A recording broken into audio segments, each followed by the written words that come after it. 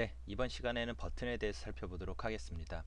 버튼에 대한 기본적인 속성은 이 책의 앞부분에서 이미 설명을 드렸고요. 여기서는 버튼에 대해서 이미지 이치나 기타 등등 좀 알아두면 좋은 속성들에 대해서 설명을 좀 드리겠습니다. 일반적으로 우리가 사용할 수 있는 버튼은 이런 식으로 모양이 생겼어요. 그래서 클릭을 하면 어떤 이벤트를 처리할 수 있는 그런 기능을 가지고 있는 게 일반적인 버튼입니다. 이 버튼에는요, 이미지를 배치시킬 수가 있어요. 드롭을 레프트, 탑, 라이트, 바텀이라는 속성을 가지고 이런 식으로 이미지를 배치를 시킬 수가 있습니다. 그래서 우리가 버튼에다가 텍스트뿐만 아니라 이미지를 이런 식으로 원하는 위치에 배치시킬 수 있다라는 거, 그런 걸 좀 알아두시면 좋을 것 같아요. 자, 드롭을 레프트에다가 이렇게 이미지를 지정만 하시면 됩니다. 실제 자바 코드를 좀 볼게요. 자, main.xml에다가 작성을 해주시면 되는데요. 자, 여기 보시면 요거는 이제 기본적인 버튼입니다. 요렇게 생긴 버튼이고요. 여기에다가 이미지를 추가를 할 수가 있죠. 보세요. 지금 보시면 드롭을 레프트에서 이렇게 드롭을 아이콘이라고 지정을 해주고 있습니다. 이렇게 드롭을이라고 하고 아이콘으로 지정을 했다는 것은 드롭을 폴더에 있는 이런 아이콘을 지정을 하고 있다라고 보시면 됩니다.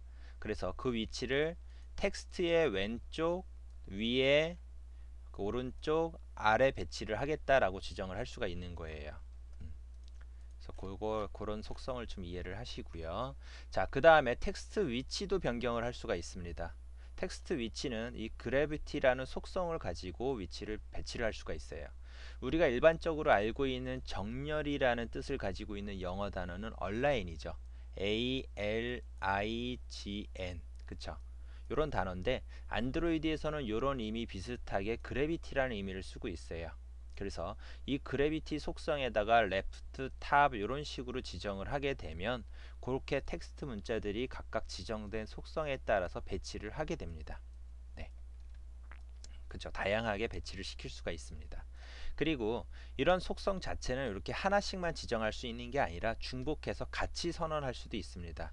그렇게 중복해서 할 때는 이렇게 바텀, BOTTOM 하고 파이프라인 지정하고 원하는 속성을 또 지정을 해주시면 돼요. 다만 이렇게 지정하는 두 개 이상 지정할 때 이 속성들은 서로 뭐랄까 잘 엉뚱하게 지정이 돼서는 안 되겠죠. 바텀과 탑 같이 지정을 하게 되면은 제대로 배치가 안 되겠죠. 그래서 이것도 적절하게 배치하는 연습을 좀 해보실 필요가 있다라고 생각이 됩니다. 그 다음에 버튼의 주요 속성들인데요. 지금 보시면 이런 식으로 버튼이 가로가 쭉 길게 늘어져 있습니다. 그쵸? 그래서 width라는 속성은 필페런트, height은 레콘텐트입니다. 즉 버튼이라는 텍스트를 표현할 수 있는 버튼 크기만 갖겠다 해서 레콘텐트라는 속성을 지정을 해주시면 되는 거예요. 만약에 버튼 자체를 쭉 화면에 가득 채우고 싶다. 그럴 때는 필페런트라고 지정을 해주시면 되는 거겠죠. 자, 원하는 크기만큼만 지정할 수도 있습니다. 이런 식으로 200dp, 50dp라고 지정을 해주시면 돼요.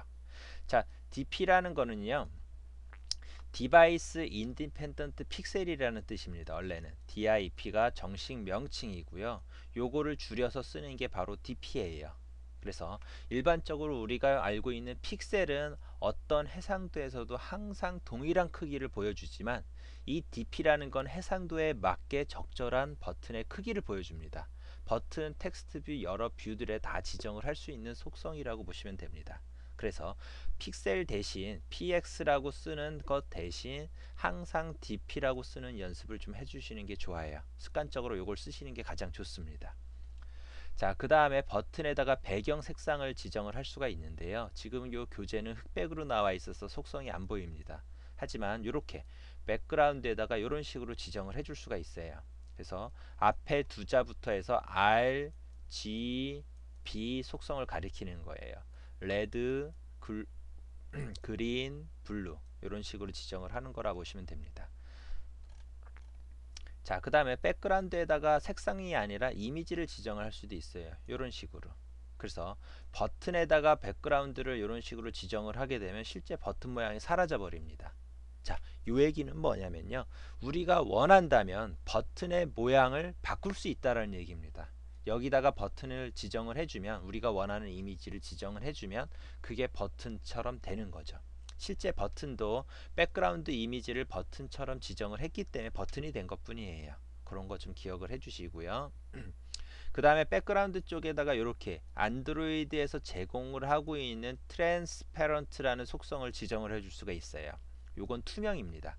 그래서 텍스트 뒤에 있는 실제 버튼은 배경 뒤에 있는 실제 배경을 투명시켜서 이렇게 보여주게 돼요.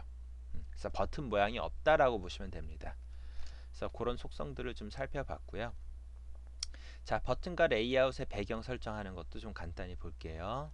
자, 요 작업을 하려면 waterbg.jpg라는 파일이 필요합니다. 물론 요 jpg 파일 말고 다른 jpg나 뭐 다른 png 파일이 있어도 상관은 없어요. 원하는 어떤 파일이라도 좀 넣어주시고 실행을 해주시면 되고요.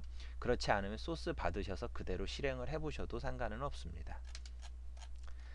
자, 어떤 작업을 할 거냐면요. 일단 소스를 볼게요. 자, 백그라운드 데모 A라는 액티비티에는 어떤 작업도 하고 있지 않아요.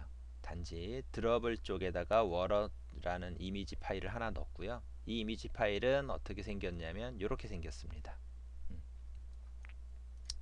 자, 그리고 main.xml은 이런 식으로 작성을 했어요.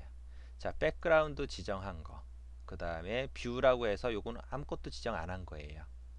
그냥 공간만 차지하는 공간을 뭐 영역을 분리해주는 역할 정도만 한다라고 보시면 될 것 같습니다. 그 다음에 백그라운드를 또 지정을 해주고 있어요. 그쵸? 자, 위에 거 보시면 FF라고 앞에 되어 있는데 제가 아까 전에 뒤에 있는 6자리는 RGB라고 설명을 드렸습니다. 앞에 있는 거는 바로 투명도예요. 자, 이따 실행된 거 한번 볼게요. FF44 이렇게 되어 있습니다. 그 다음에 버튼 쪽에 보시면 백그라운드로 이렇게 지정을 했어요. 그쵸? 투명도는 지정하지 않았습니다. RGB 그린입니다. 녹색. 자, 그 다음에 마지막 버튼은 이렇게 세 자리로 지정을 했어요. 요게 정식 표기 방법이긴 하지만 이렇게 축약형으로 쓸 수도 있습니다. RGB예요. 레드입니다. 자, 그래서 요거를 실행을 하게 되면 그 결과를 좀 볼게요. 자, 이렇게 나옵니다. 파란색, 나름 투명색, 녹색, 그 다음에 빨간색입니다. 그쵸? 자, 속성 다시 볼게요. 자, 첫 번째 보시면 투명도가 FF예요. 그리고 RGB에서 블루입니다. 그쵸? 블루 색상이고 투명도가 가득 차서 투명하지 않은 속성이 돼버린 거예요. 그쵸? 근데 두 번째 버튼 같은 경우는 투명도가 사사예요. 색깔은 파란색인데 투명도는 사사입니다. 즉 사사만큼 투명하게 시키라는 얘기예요. 그래서 실제 파란색이지만 파란색 같지 않게 보이고 있습니다. 그래서 투명하기 때문에 뒤에 배경이 그대로 비춰지고 있고요. 그 다음에 그린과 그 다음에 빨간색은 정상적으로 투명도가 지정이 되지 않았기 때문에 이렇게 완전하게 보여지게 됩니다. 이게 실제 이제 책에서 설명하고 있는 내용이에요. 그대로 된 소스죠. 네, 결과고요. 자, 우리가 여기서 지정한 색상 형식은요, 이런 식으로 세 가지 형태로 지정을 할 수가 있습니다. 자, 투명도 RGB, 그 다음에 RGB 그냥 단순한 축약형 RGB 지정을 할 수가 있어요. 자, 지정을 할 때 RR이라 RRGG BB라고 되어 있는 건 FF까지 지정을 할 수 있다라고 보시면 됩니다. 255까지. 그렇죠? 요 추각형 같은 경우는 지정할 수 있는 게 한계가 있겠죠. 네, 다양한 색상을 표현하지 못합니다. 그 점만 좀 기억을 해주시면 될 것 같습니다. 네, 이번 시간은 여기서 마치겠습니다. 감사합니다.